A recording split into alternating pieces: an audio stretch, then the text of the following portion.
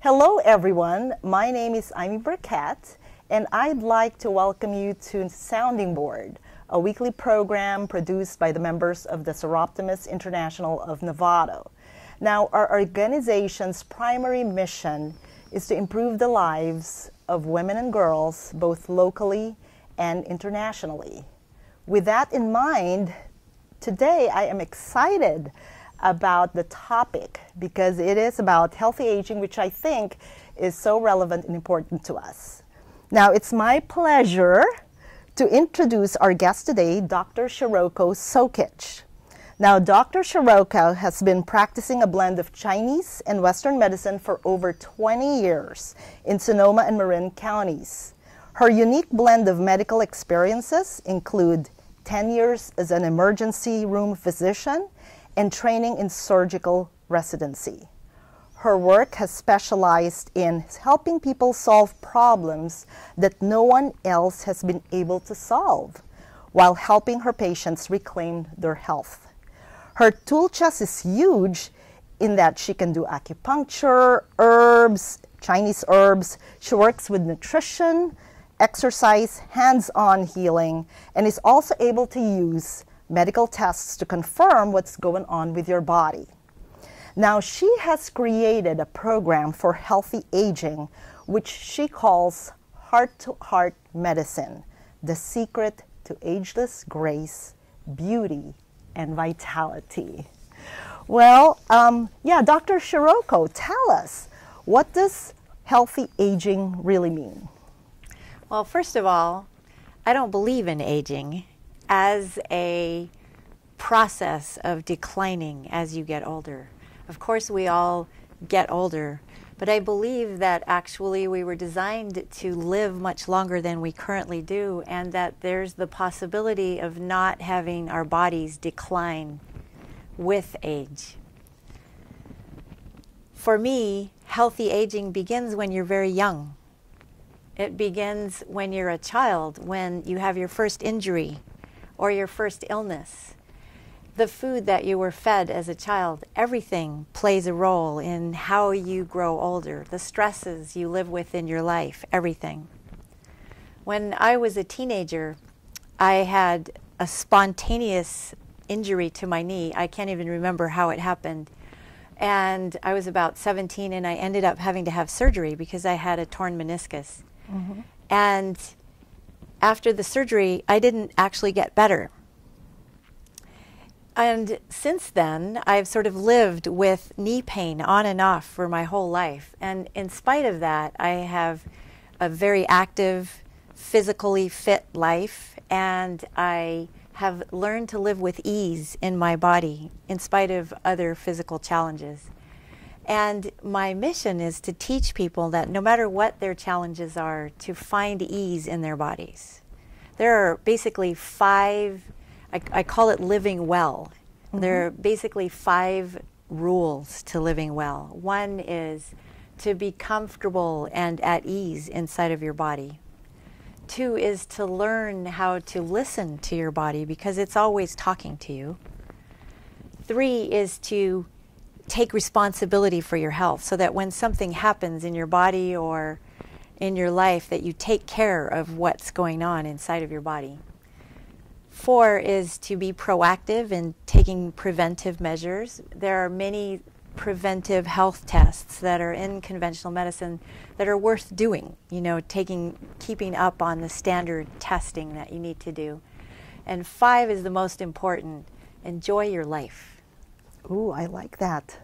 We're all spirits living inside of bodies, and when we reach a point of really feeling good inside of this, what I call our house, mm-hmm. we can really find our mission in life, experience success in work, and really the reason we want good health is so that we can enjoy the rest of our life.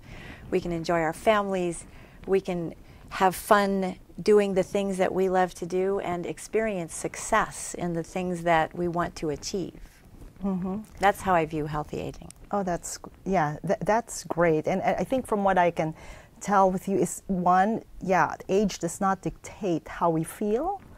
And two, we can live longer and still enjoy the quality of life. That's awesome.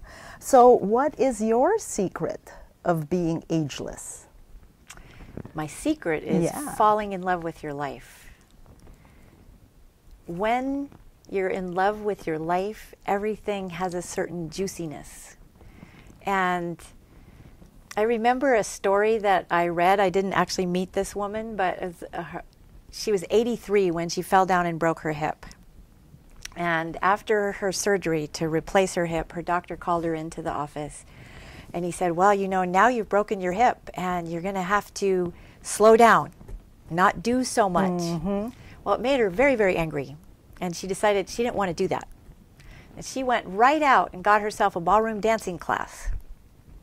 Now she's 93 years old and she's winning competitions in ballroom dancing.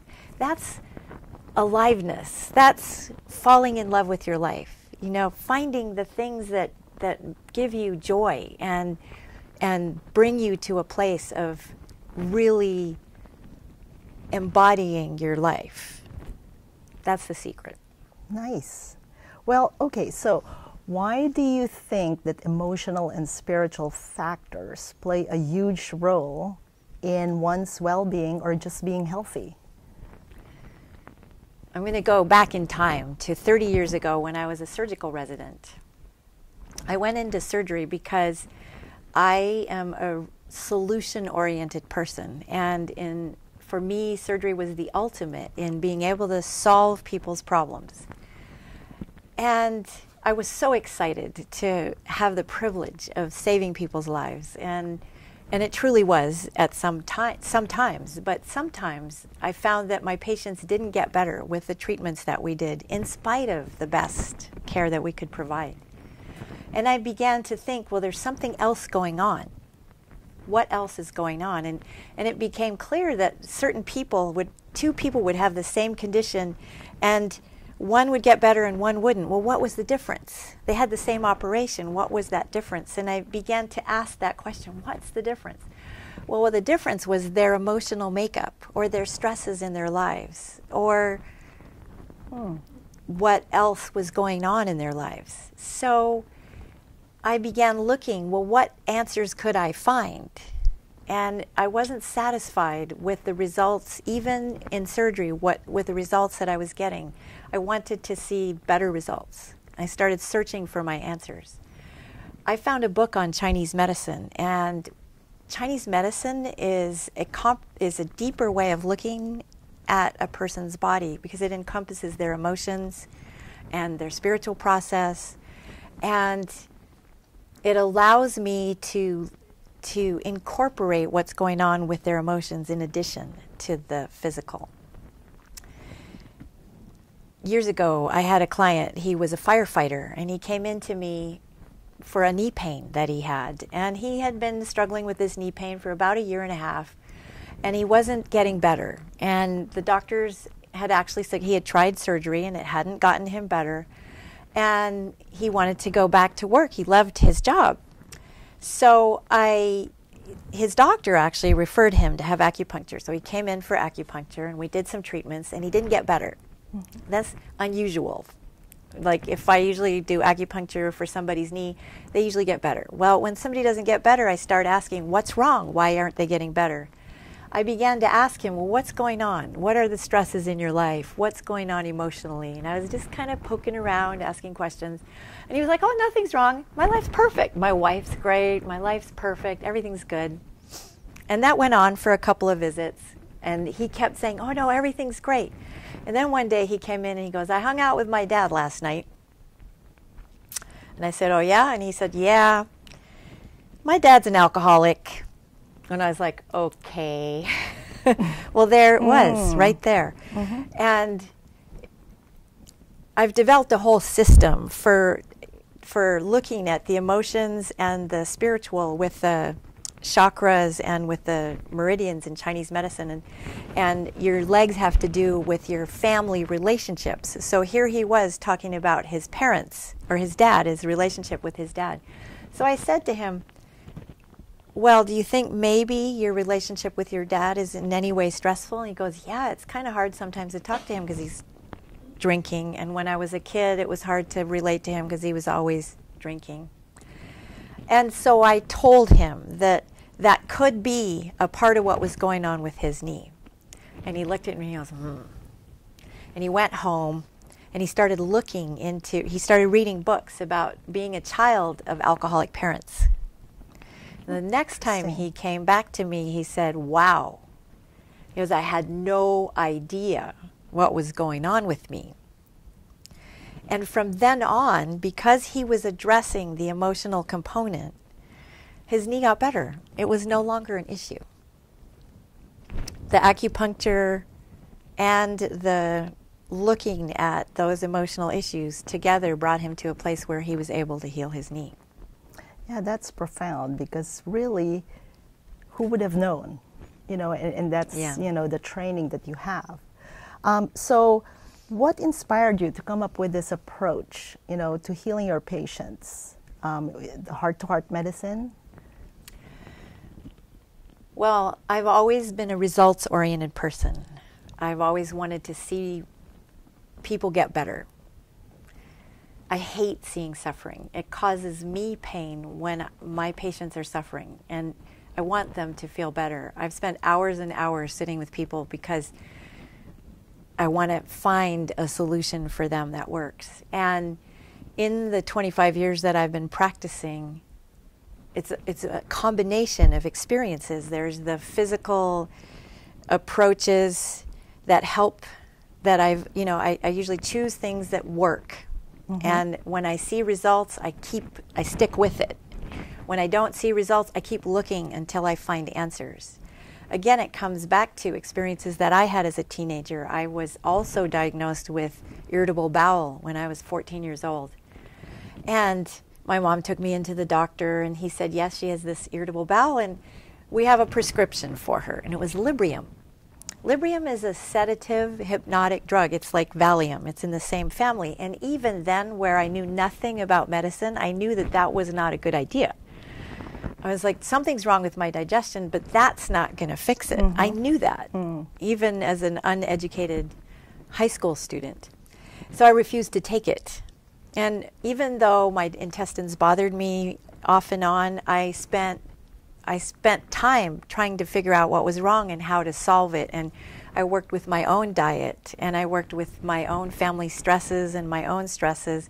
And over the years, I figured out the solution. And when I was in medical school and in residency, I had that ability to ask questions because I didn't take what my doctor said at face value when I was a teenager. And that opened me up to continuing to look for new solutions. And so how I came up with my answers for how I approach patients is really an openness to finding solutions. That's great. So what's unique about that program, or what's different? Well, a multitude of things are different. Mm-hmm. There's 6 basic elements to why my program is different. The first is that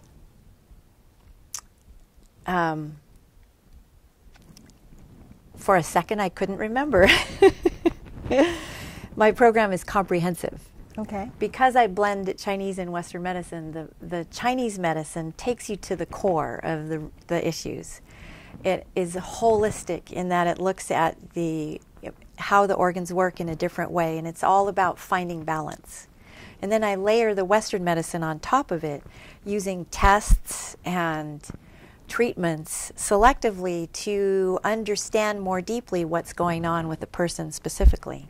And then the acupuncture really allows me to help a person get balanced from many angles, using supplements and acupuncture. And then it's just a whole package, you know. Okay. The second is that I inspire and encourage my patients to commit to their health, and I go along with them on that ride. By becoming more comfortable in your body and by starting to live inside your body with ease, you develop a whole new connection. I encourage my patients to begin to listen to what's going on inside their bodies and to begin to feel their emotions and their physical body so that they can know what's going on, and that I am not the final voice for what the treatment is. In my chest of tools, there are so many options that we could take a person, if they want to take their cholesterol medication or they know that it's working for them, then that's what I'm going to have them do. If they don't know what they're feeling, I help them listen and find what the results are for themselves so that they can learn how it feels to feel really good. The third thing is that I help my patients have a deeper commitment to their own health. Mm-hmm. Yeah, that's all I have to say about that. The fourth is that I call my business Heart-to-Heart Medicine or Heart-to-Heart Medical Center because I come from my own heart. I care deeply about what happens to my patients, and I commit myself 100% to helping them. And when they come in to see me on their first visit, I say, I am now your doctor. I am here for you. I give them my cell phone number. I am available if there's a problem, because I know that healing is comprehensive. It involves everything that's going on with them. And that's a new thing for a lot of people. You know, they're not used to their doctors having their doctor's cell phone number and being able to talk to them about what's going on. I teach exercises. One of my clients, and this is not uncommon, but I'll get down on the floor and I'll say, okay, do this exercise this way so that you can solve this problem. She laughed. She was like, I've never had a doctor get down on the floor in a dress and show me an exercise. It's like that. I've taken people to the grocery store and shown them what foods to eat and how to shop so that they could make it easy. Because we want things to be easy. One step at a time. You know, healing is one step at a time. So the fifth thing is that I take a person from where they are, one step at a time, make it manageable and easy so that they can. If you take too much information or you try to take too big a step, then you're not moving where you want to be.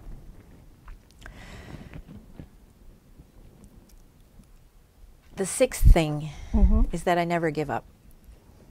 If I don't find the answer, then I commit to helping my patients find what answers will work for them, because there is an answer out there. There's always an answer out there. And it's just a matter of being open to finding what the solution will be. There are some things that I've had with my own body that I struggled with for years. So I know how to be the patient or how to look for answers, and I also know what it takes to get somebody going, not just by taking care of people, but also in my own body. I want to share a story about a couple of women that I'm working with to sort of illustrate how I work. I have two clients right now. Both of them one is 52 and one is 64. And they both want to lose a lot of weight. And they have different metabolisms and different bodies. And so I started reading diet books to try to help them figure out what they needed to do in order to get where they wanted to go. And literally, I'll experiment on myself before I will do something, or before I'll have a patient do it, you know, so I know what it feels like. So I was reading, just a couple weeks ago, I was reading 3 diet books. And one was for one person, one was for the other. And I was experimenting with what did it feel like to do this set of exercises and this set of diet. And for the other one, I was like, okay, what does this one feel like? And not that I go on the diet for months on end. I just try it to see what it would feel like to do that, so that everybody knows that I know what it feels like to have done that. And then I can walk with them, so I can help them as they're going through that process. Okay. Yeah, I like your holistic approach. And, you know, from just talking to you, I can feel the compassion. And it's really more than, it's a heart-to-heart medicine, really. Yeah. And so one of the things that you've mentioned is the listening to your body. And that's, I think, a shift to, that people will have to make. Because for me personally, for instance, I based my good health from the doctor saying tests are okay. And I didn't, realize that when I took my health, control of my health, that I realized, no, I wasn't that healthy. I was sluggish and stuff. So it is really listening to your body. Can you elaborate on that? Because I know sometimes like we feel so busy. I mean, what does it take to listen to your body? Well, we listen to our bodies all the time, right? Okay. If you're hungry, you eat. Okay. If you're tired, you go to bed. Hopefully. Sometimes, honestly, sometimes I don't go to bed when I'm tired. I'm busy and I want to do something, right? People are busy. But if you ideally listen to your body, you start with things like that. There are some people who don't even know when they're hungry. So we start with that. We start with, okay, when are you hungry? If you don't know when you're hungry and you don't eat regular meals, I make you eat regular meals. Don't skip meals. Start eating consistently throughout the day. Never skip a meal. And then you start to be able to feel when you're hungry. If you don't know how to go to sleep when you're tired, start paying attention to that.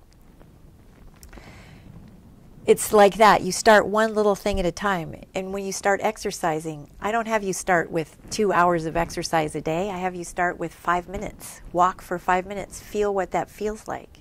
Slowly build up. Okay. That's how I work with people to help them. Okay.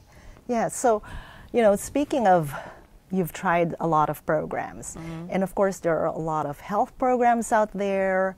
There's a lot of diets out there. So how does one get to choose which one is the right one? Well, this is another one of those listen to your body things. And if you don't know how to listen to your body, then it's good to choose something that might be a little bit more structured. Okay.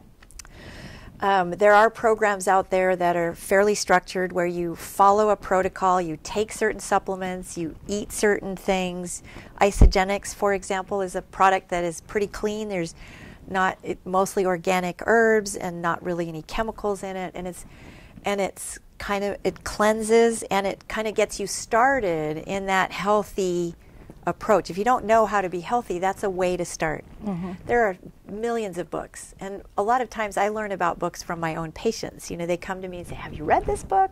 And I'll go, no, but I will. And so then I do, but if you're drawn to something, so one way, it's that listening to your body. If you're drawn, if you find a book and you read it and you're like, oh, this is what I want to do, that's one way to go.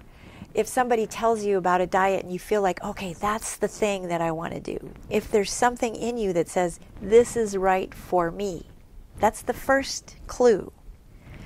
People come to me all the time and they say, I knew I had to come to you. And that's the place you start. You follow that thing that says, come here, do this, as your guide for how to, that's the biggest guide. Most people are actually following something that causes them to say, okay, I want to try this. The one other thing that I would say is if you are going to take supplements, because there's a lot of supplements out there and a lot of them aren't any good. I look at two things. One is, what are the ingredients? There's like the list of what the main ingredients are, and then there's a list of the ingredients that are the additional things. And I like that list of the additional things to be really short. No chemicals, no additives. As much as possible, I try to get people to buy supplements that are clean. With, one example is magnesium stearate. Another one that's in a lot of supplements that you buy at Costco, polyethylene glycol. That's antifreeze. So you want not to have extra things added to supplements if you're going to take them. So I'd say read your labels, follow whatever you feel, and try to keep clean. Okay. In terms of chemicals. That's great. Yes, and it's funny you mentioned, the structure and nutritional cleansing. I think personally for me that worked, and that's what I recommend to my clients. And it's because it's easy, convenient, and pure. We want things to be easy. Yes, yes. Yeah. To promote a healthy lifestyle. I think that's what is really important, is for your patients to know what will easily fit into their lifestyle. Right, yeah. Yeah, so are there any, last thoughts before we wrap up this program? I really want to emphasize how important it is to follow your heart, to really be connected to your emotions and what makes you happy. If you're feeling happy and you're in love with your life, then everything flows from that place. And if you're not in love with your life, ask yourself, what would it take for you to really fall in love with your life? Is there something missing? Is there an attitude that needs to change? Is there really just a little bit more health? Because when you're healthy in your body, then your spirit feels better too. It's a two-way street. It's like when your emotions are not feeling good, then your body doesn't feel good. But it's the other way too. If your body feels good, then your emotions are often better. That's my final thought. Yeah, and I guess that's why forgiveness is also emphasized in your program, huh? Yes. Oh, okay. Okay, well, if people wanted to contact you, how will they find you? Well, I have an office in Novato, and I have an office in Santa Rosa. And my business is called Heart to Heart Medical Center, and it's easy to type that into Google. You'll find me. Okay, great. Yeah. And so your website is? www.h as in happy, T as in Tom, H as in happy, mc.com. HTHMC.com. That's great. That's Yeah. great. Yes, well, thank you, Dr. Shiroko, for joining us today. And thank you to our viewers for watching this program. Thank you to my Seroptimist friends who actually tirelessly support to produce this weekly show. And last but not least, thank you to Rick and Leon of the Novato Public Access Television for being there for us. Take care, and let's live healthier longer.